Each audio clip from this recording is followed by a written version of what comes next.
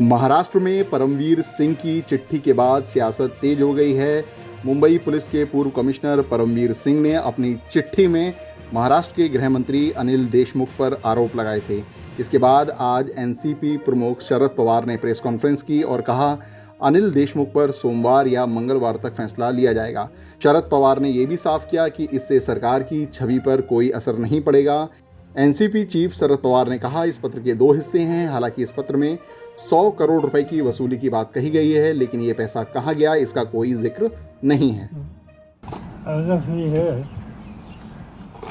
To understand my view or our view regarding the letter which has been written by former C.P. Bombay to Honorable Chief Minister of Maharashtra. Letter, I got the copy. It's not signed letter. Letter has 2 parts. In one part, it is regarding certain allegations against Home Minister, and second part is Home Minister's direction to the CP against his advice to FIR should be registered in the case of 7-term MP Delkar, who committed suicide in Mumbai, and Mumbai police should register that case. That was the direction of the Home Minister. अब इस पूरे मसले पर राजनीतिक प्रतिक्रियाएं आनी शुरू हो गई हैं। इस तरह की लूट की घटना भारत में सुनने में नहीं आई है।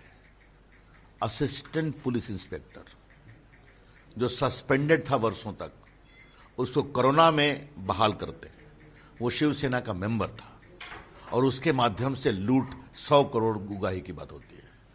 सिर्फ मुंबई से पूरे महाराष्ट्र से कितना हो रहा था, और इस पर उस पुलिस इंस्पेक्टर को मुख्यमंत्री विधानसभा में डिफेंड क्यों करते हैं?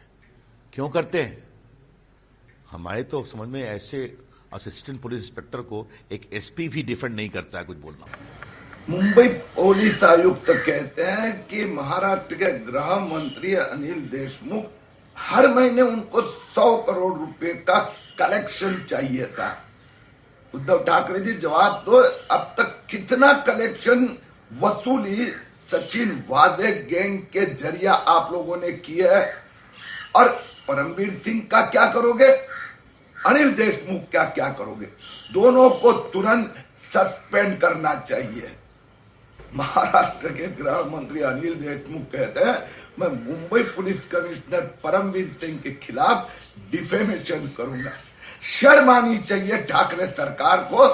गृह मंत्री, पुलिस कमिश्नर और ठाकरे सरकार के मुख्यमंत्री कार्यालय का मंत्री तीनों मिलकर टेरर गैंग, वसूली गैंग चला रहे थे।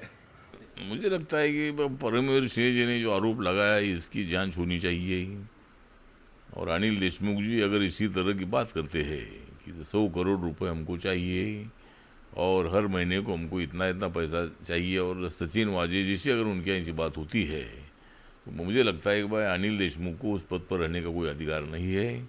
उन्होंने फौरन अपने पद से इस्तीफा देने की आवश्यकता है। हालांकि अनिल देशमुख ने इन सभी आरोपों का खंडन किया है। बीजेपी ने इन सब आरोपों पर हल्ला बोल किया है। मनसे प्रमुख राज ठाकरे ने कहा कि अनिल देशमुख की वजह से मुंबई की छवि धूमिल हुई है, उन्हें तत्काल अपना इस्तीफा सौंपना चाहिए और इस मामले की गहनता से जांच होनी चाहिए।